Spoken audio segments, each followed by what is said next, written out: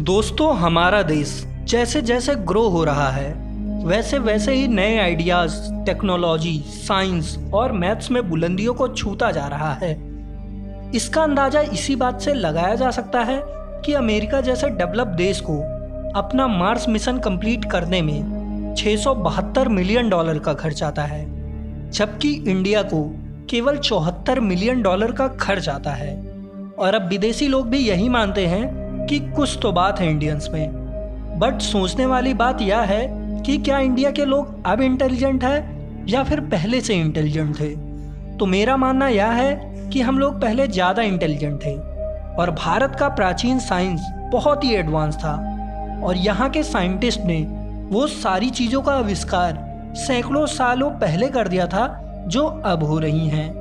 But उनके आविष्कार को मान्यता नहीं मिल पाई। कारण यह था कि जितनी भी महान खोजें हुई हैं वो बीते 400 सालों में हुई हैं और इन 400 सालों में हमारा देश पहले मुगलों के जुल्म से परेशान हुआ और बाद में अंग्रेजों ने भारत की संस्कृति का विघटन किया और भारत में अस्थिरता फैलाई, जिससे भारत के लोग सदियों तक किताबों से दूर हो गए। तो दोस्तों, आप देख रहे हो यूनिवर्सोपीडिया चैनल को और आज हम कुछ ऐसे एडवांस इन्वेंशन की बात करेंगे जो इंडिया में सदियों पहले से ही मौजूद थे बट उनको किसी कारणवश मान्यता नहीं मिल पाई। तो चलिए शुरू करते हैं। दोस्तों, बिजली पर शोध और आविष्कार को अगर हम इंटरनेट पर देखें तो सन 1600 से सन 2000 तक यानी आज से 20 साल पहले तक काम हुआ है, जिसमें माइकल फैराडे को इसका आविष्कारक माना जाता है और थॉमस एडिसन अल्वा को इस पर काम, बल्ब और अल्कली स्टोरेज बैटरी बनाने का ज्ञाता माना जाता है। और इस पर शोध करने में सैकड़ों वैज्ञानिकों का हाथ है जिन्होंने ऐसी बैटरीज बनाई जो इलेक्ट्रिसिटी को प्रोड्यूस करते थे और इन सभी वैज्ञानिकों को इस पर एक लंबा समय लगता था। बट हमारे ग्रंथ अगस्त संहिता में बिजली बनाने का तरीका मात्र 6 लाइनों में लिखा हुआ है, जहां संस्कृत में लिखा हुआ है, एक मिट्टी का कंटेनर लें, उसमें कॉपर सीड डालें और कॉपर सल्फेट भी डालें, फिर बीच में वेट सॉ डस्ट लगाएं, ऊपर मरकरी और जिंक डालें और फिर तारों को मिलाएंगे तो उससे इलेक्ट्रिसिटी बनेगी। यही नहीं, इस ग्रंथ में इलेक्ट्रोप्लेटिंग और सोना चांदी पर बैटरी द्वारा पॉलिश चढ़ाने की भी तरकीब बताई गई है। यह ग्रंथ ऋषि अगस्त द्वारा लिखा गया है जो राजा दशरथ के गुरु थे और उनके भाई का नाम विश्रवा था जो रावण के पिता थे। इससे यह पता चलता है कि प्राचीन भारत के त्रेता युग में इलेक्ट्रिसिटी का उपयोग होता था, जिसका यूज शायद उस समय के विमानों को उड़ाने के लिए किया जाता होगा। यही नहीं, इस ग्रंथ में ऑक्सीजन प्रोडक्शन, हाइड्रोजन द्वारा उड़ने, विमान निर्माण का भी संस्कृत श्लोक में वर्णन किया हुआ है। पर सोचने वाली बात यह है कि इसको एकदम विदेशी लोगों द्वारा कॉपी किया गया है, जैसे इन सभी ग्रंथों की जानकारी उनको शेयर की गई हो।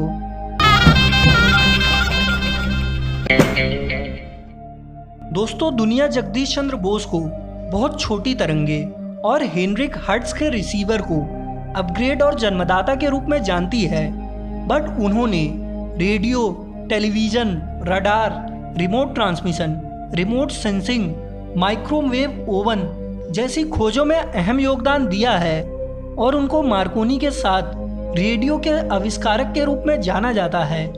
लेकिन क्या आपको पता है, मार्कोनी ने रेडियो की खोज की तकनीक जगदीश चंद्र बोस के रिसर्च पेज से चुरा ली थी।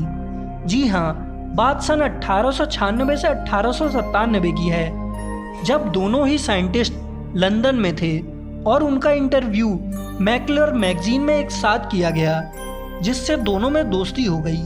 आगे चलकर जगदीश चंद्र बोस ने 1896 में वायरलेस आविष्कार iron mercury iron coherer with telephone detector की तकनीक को पब्लिश करवाया और आगे चलकर उनकी वो डायरी चुरा ली गई जिसमें वे अपनी रेडियो इन्वेंशन को पेटेंट कराने की इंफॉर्मेशन लिखे हुए थे। कहा जाता है उनकी डायरी मार्कोनी ने ही चुराई थी और अपने बचपन के दोस्त लुइजी सोलारी के साथ मिलकर एक डिजाइन तैयार किया और 2 मार्च 1897 में ब्रिटेन में रेडियो के आविष्कार को पेटेंट करा लिया। रॉयल सोसाइटी के पास यह जानकारी होते हुए कि यह आविष्कार बोस का है, उनको इंटरनल पॉलिटिक्स और इंडिया के गुलाम होने की वजह से महत्व नहीं दिया गया। और कुछ सालों पहले दुनिया को यह पता चला कि सन 1885 में ही बोस ने एक घंटी बजाकर बारूद में विस्फोट कराया था, जो तरंगों का ही नमूना था। और बोस के ही मॉडल को संशोधित करके मार्कोनी ने 1901 में बेतार संकेतों को आदान प्रदान किया था।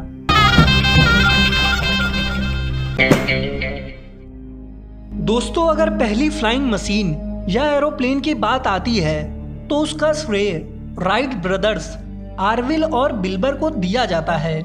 बट ये आविष्कार का श्रेय भी गलत व्यक्ति को दिया जाता है, क्योंकि उनसे 8 साल पहले शिवकर बापूजी तलपड़े ने यह कारनामा मुंबई में कर चुके थे। मुझे नहीं पता ये बिल्डिंग बनाने वाले राइट ब्रदर्स को विमान का आइडिया कहाँ से आया और उनको इतनी एडवांस टेक्नोलॉजी का ज्ञान कहाँ से मिला, लेकिन शिवकर बापूजी तलपड़े को प्लेन बनाने का आइडिया पुष्पक विमान और विमान शास्त्र से आया था। विमान शास्त्र एक ऐसी पुस्तक है जिसमें छोटे से लेकर बड़े, पानी से लेकर हवा तक के विमान बनाने की विद्या का ज्ञान दिया हुआ है। इसी शास्त्र की मदद से उन्होंने मारुत शक्ति नामक विमान बनाया, जो कि 1500 फुट ऊंचाई तक मुंबई के चौपाटी बीच पर चक्कर काट रहा था, जिसका जिक्र केसरी अखबार तक में किया गया है। इसके विपरीत सभी विश्व एजेंसियों को, वैज्ञानिकों को यह जानकारी होते हुए कि विमान भारत के शिवकर जी बापूजी तलपड़े ने उड़ाया था, इसका क्रेडिट राइट ब्रदर्स को दिया जा रहा है। और इंडिया के पास तथ्य और प्रमाण होते हुए भी इस पर कभी संशोधन नहीं करवा रहा, क्योंकि दुर्भाग्यवश ब्रिटिश राज की गुलामी में इसको भी भारतीय आविष्कार की श्रेणी से गायब कर दिया गया। बट दुनिया के प्रमुख साइंटिस्ट जैसे स्टीफन के नैप इसे भारतीय आविष्कार ही मानते हैं, क्योंकि उनका मानना था कि राइट ब्रदर्स ने यह टेक्नोलॉजी अंग्रेजों से खरीद ली थी।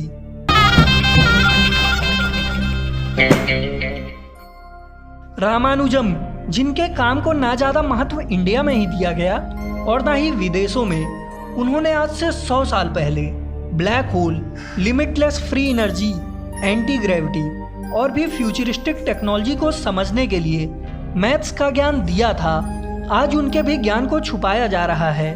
कभी उनके इक्वेशंस और थ्योरम को भी विदेशी लोग फालतू बताते थे, बट आज उनके इंटीग्रल कैलकुलस का यूज ड्रैग फोर्स बफरिंग के रूप में हो रहा है, जो कि एयर या किसी इंसान द्वारा बनाए गए गुरुत्वाकर्षण बल के प्रभाव को उपग्रह या सैटेलाइट पर बनाए रखता है।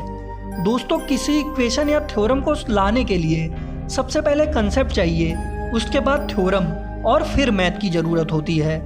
बट रामानुजम ने पहले मैथ के फार्मूले बना लिए, जैसे ब्लैक होल में ट्रेवलिंग और एंटी ग्रेविटी जैसे, क्योंकि आज से 100 साल पहले ब्लैक होल्स और एंटी ग्रेविटी जैसे कंसेप्ट के बारे में साइंटिस्ट बहुत कम जानते थे। और दुर्भाग्यवश इन सभी खोजों का क्रेडिट उनको नहीं दिया जाता, और अल्बर्ट आइंस्टीन और स्टीफन हॉकिंग जैसे साइंटिस्ट में सभी ज़्यादा रुचि रखते हैं। दोस्तों, रामानुजम की अभी भी सैकड़ों ऐसी इक्वेशंस और थ्योरम हैं जो कोई भी नहीं समझ पा रहा है, और उन्होंने इन्फिनिटी की वैल्यू तक को सॉल्व करके दुनिया को हैरान कर दिया था। बट दुर्भाग्यवश उनके मैथ्स को वर्ल्ड से दूर रखा गया है और उनको प्रूफ ना पाने जैसा बता दिया गया है। तो दोस्तों, ये थे कुछ ऐसे आविष्कार जो भारतीय थे, बट इनका श्रेय विदेशी लोगों को दिया गया। तो दोस्तों, कैसी लगी ये वीडियो? अगर वीडियो पसंद आई है तो लाइक और शेयर ज़रूर करें, साथ ही हमारे चैनल को सब्सक्राइब करना ना भूलें।